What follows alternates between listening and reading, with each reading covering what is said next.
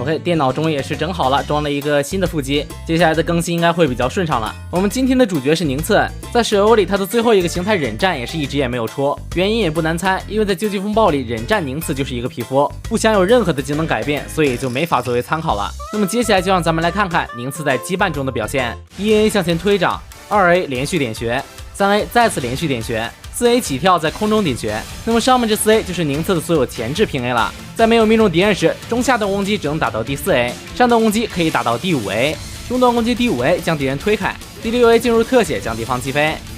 下段攻击第5A 和第6A 是2次空掌，释放时宁次会浮空。第7A 进入特写使敌方倒地。上段攻击第5A 线上连续2掌使敌方浮空，第7A 衔接踢腿将敌方打得更高。空中攻击现在也很稳定，可以正常衔接连击了。投技上，宁次有着一个近距离的快系统投技，命中敌方后会使敌方浮空，可以衔接连招。平 A 的硬直太短，不能无缝衔接，但是可以接在回天里。整体来看性能比较一般，没有特别好用。1号位忍术是八卦掌回天，是一个防御性忍术，命中敌方后会造成13段伤害，并使敌方翻滚，可以衔接连招。空中也可以释放，并且依旧可以衔接连招。释放期间可以随时取消，也可以直接接上投技。极限距离下虽然也能蹭到人，但是伤害打不全，可以挡掉像手里剑这样的等级判定比较一般的忍术。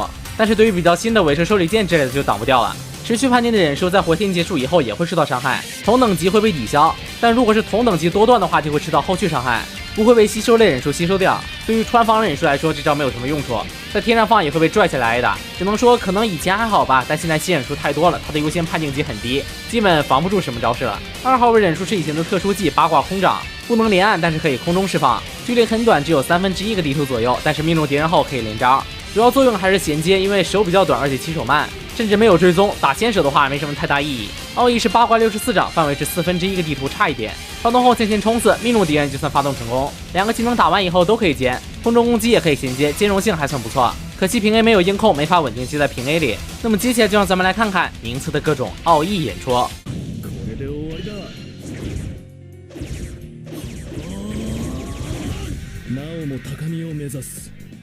それが日向の宿命。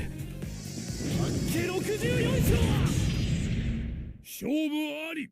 手応えあったな。行くよ。行きますよ。回転。思って。まだまだ。俺たち外藩が相手とは運が悪かったな。諦めろ。勝負あり。手応えあったな。まだまだ爪が甘い。本家だ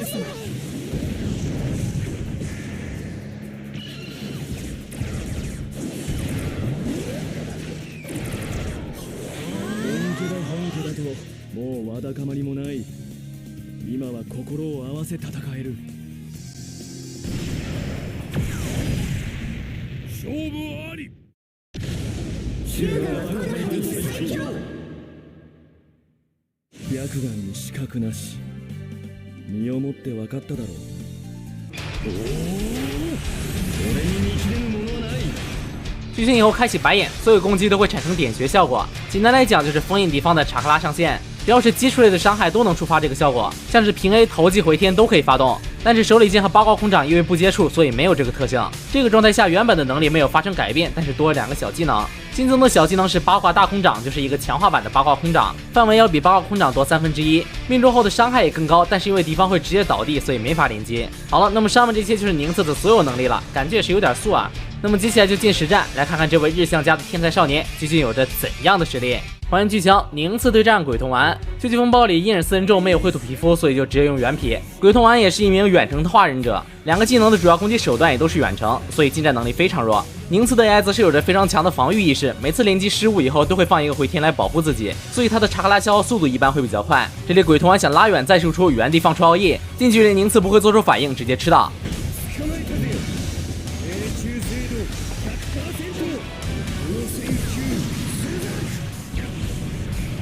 奥义结束以后，鬼童丸想压起身，但是中近距离肯定是宁次有优势，直接吃掉鬼童丸的替身，开始连击。平 A 击大被鬼童丸替身以后拉开，远程特化忍者想打伤害都要拉到板边才会开始打。中近距离一般都不会触发手里剑的出手，所以如果你是 PVE 的话，只要跟他们打近身，他们一般就不会输出你。鬼团这里找到机会，开始用中段平 A 压住，一次性打掉了宁次3个替身，压制力很强。鬼团见宁次状态不好，主动拉近距离，吃了一个攻击力上升以后，继续输出压制。鬼团远程的压制力还是不错的，因为他的远程攻击速度还是比较快的，并且产生的飞行物多，可以有多次判定。宁次这里很明显想近身，但是被鬼团压得根本走不出去，替身也全交光了，在板边被狠狠压住。这个情况就是大部分新手遇到远程忍者的情况了。实际上，别看这些远程忍者的攻击炫酷，他的所有攻击你只要轻松一个查克拉冲刺就全打消掉了。宁次近身，鬼团直接忍术防住，但直接原地恢复查克拉没看懂，被宁次起手，还在继续拉开跟宁次保持距离。宁次瞅准机会再次上前，鬼团还想拉开，但这一次宁次直接跟不给鬼团离开的机会，跟得很死，让双方保持在了一个中距离，鬼团不敢进攻。这里鬼团想用蜘蛛下落拉开，但是被宁次查克拉冲刺截停，交出替身以后再次后撤拉开，宁次没有追也后撤，那现在双方的距离又拉远了。不过这次宁次长记性了，立刻查克拉冲刺重新跟，直接逼掉了鬼团最后一个替身。宁次现在只要抓住就可以灌伤了，这里选择是平 A 衔接空掌，忍者冲刺接起来，紧接着又打满了一套空中攻击，顺势查克拉冲刺跟上，落地继续 A 回天收尾。这一套丝滑小连招是把鬼团直接压进了红血，但这时候他的替身也好了，立刻用空中远程压住宁次，不给近身机会。落地后情况安全，立刻选择觉醒。觉醒成功以后，脱灵出大蜘蛛，攻击模式转为近战，靠着觉醒成功的硬身板跟宁次换节奏，宁次根本换不过。位移以后拉到了板边，宁次直接开启白眼。觉醒以后的宁次看见了鬼团的弱点，一发大空掌结束战斗。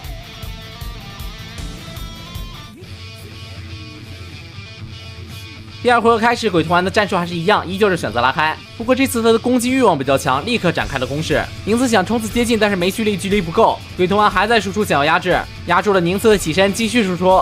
宁次卡住后摇，替身规避，迂回一下以后，查克拉冲刺成功拿到起手，不打连招，还是选择平 A 接大，直接逼替身。鬼团用替身节奏拿了一波反手，但是立刻拉开了，连续2波的后撤，一路拉到了墙角。鬼团发现宁次不想跟，没有选择远程攻击，而是主动拉了过去，贴脸开大，命中宁次。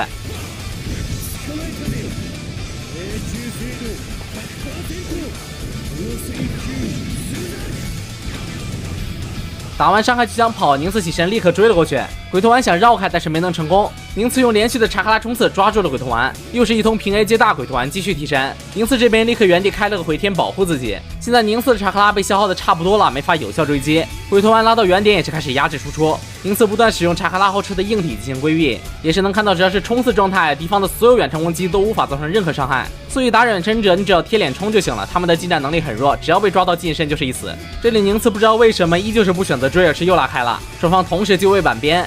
这一整局其实都是鬼团的主场，但是宁次只要拿到一点优势就能胜利，又是选择2段冲刺撞过去，逼掉鬼团的替身，反手奥义没有打到，无所谓，直接查克拉冲刺跟上去继续关伤害。两位现在都直接交替身换节奏，宁次这边预判投技直接后撤，反而是鬼团想拉过来打近战，宁次向后迂回了一下抖攻击以后，查克拉冲刺反打，鬼团的替身又交光了，状态很危险，被宁次逮到一套空中攻击，打完以后状态一般，而且压不住起身，就只能拉开了。鬼团立刻起身打压制，但全部被硬体挡掉了，那就只能借着平 A 的掩护，查克拉冲刺近身，双方对撞。宁次博弈成功，直接反打鬼团，把刚恢复好的替身交掉了。状态不佳的鬼团想后撤，但是宁次不给这个机会，抓到了以后，查克拉不多，选择平 A 灌伤，放下水，乘着伤害衰减，再次歹毒，继续平 A。这次一套中段攻击直接打满了，鬼团的血被压到很低，站起来的鬼团立刻反扑，宁次这边挨打以后，替身给了个机会。